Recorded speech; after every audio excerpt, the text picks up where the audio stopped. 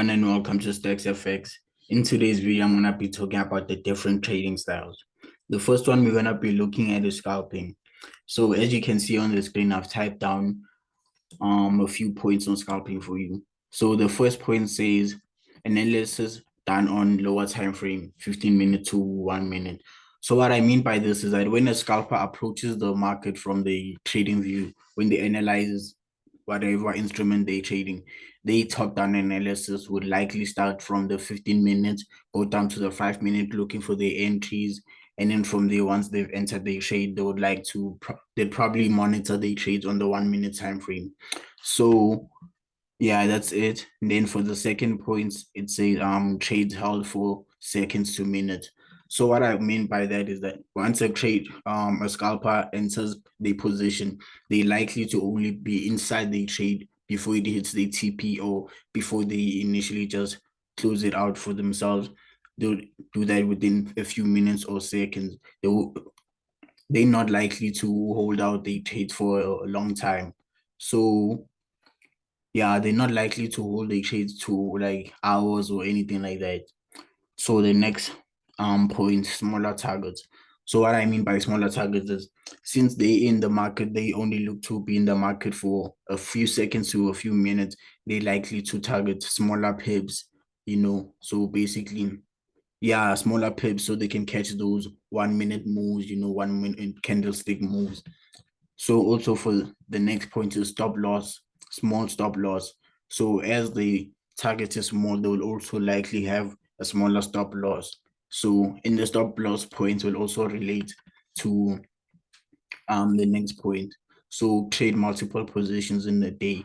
So obviously with the smaller stop loss, that means every time you take a loss, the loss isn't as large as how other traders might affect them. So also that's why it says trade multiple positions a day.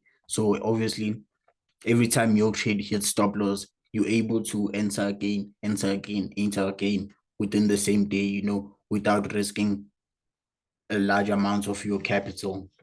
So, okay, that's it for scalping. Let's move on to the next. So right now we're gonna be looking at day trading, and the first point in day trading is analysis done on higher time frame, such as daily to 30 minutes. So what I mean by this is when a day trader approaches the market on their trading view for the analysis, they likely to start the analysis on a daily time frame, move on to the 4 hour, to the 1 hour, to the 30 minute. So yeah, that's how they would approach the analysis.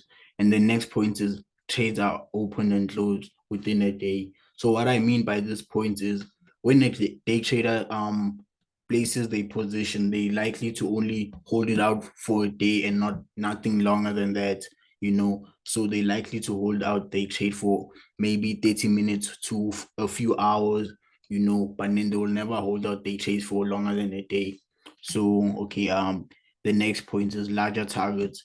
So since day traders are willing to hold out trades for a whole day, they're obviously targeting higher pips, and higher pips come with what larger targets. So obviously that's how it would work.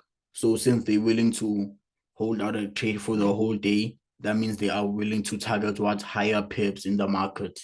Okay, and the next point, more breathing room with stop loss. And what I mean by this point is more breathing room with stop loss. The stop loss is likely to be more pips as well, unlike scalpers. Scalpers stop loss, remember, was small stop losses for scalpers. For day traders is that their stop loss would likely be larger, meaning that the market can pull back down before taking them out and actually shoot back to the initial prediction. So that's what I mean. Then the last point is trade 2 to 10 trades in a week. So what I mean by this is a day trader is likely to take 2 to 10 trades within a week, Monday to Friday.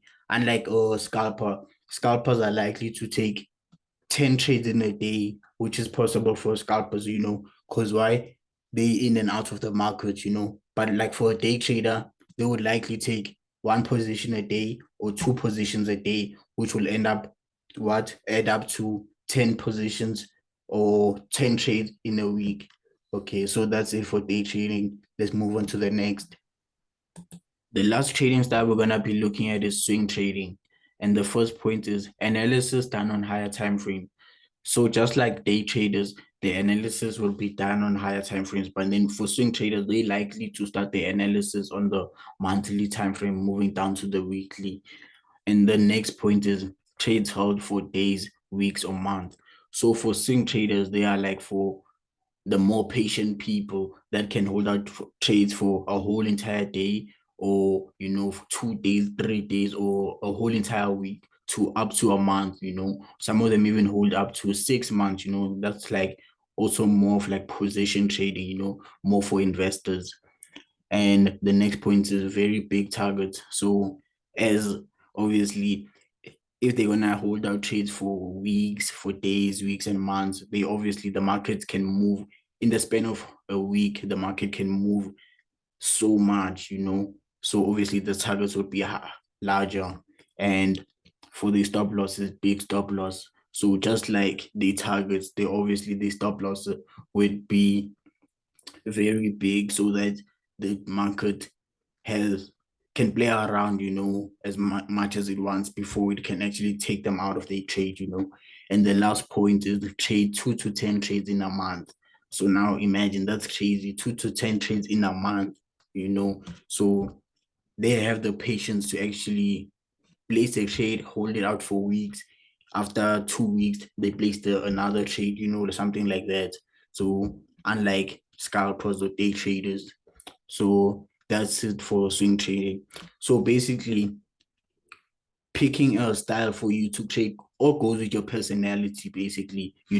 So if you're someone who doesn't have patience or anything, you're obviously gonna go to the scalping approach. Then if you're someone who has a bit of patience, but then also, sometimes you also can't wait that much, you'd be a day trader. And then for those people who can be patient and can hold out trades for long, you can go into swing trading. And also for me personally, goes with the capital you have in your account. So I feel like if you have small capital in your account, you look to swing trade, just to build up your account.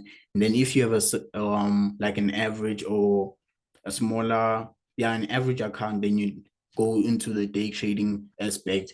But then obviously once you have a larger big account, that's why this one is more likely for investors. That's where you'd go into the swing trading approach. But then it all goes with your personality, and your strategy at the end of the day. So thank you for watching. Please don't forget to like, comment, and subscribe.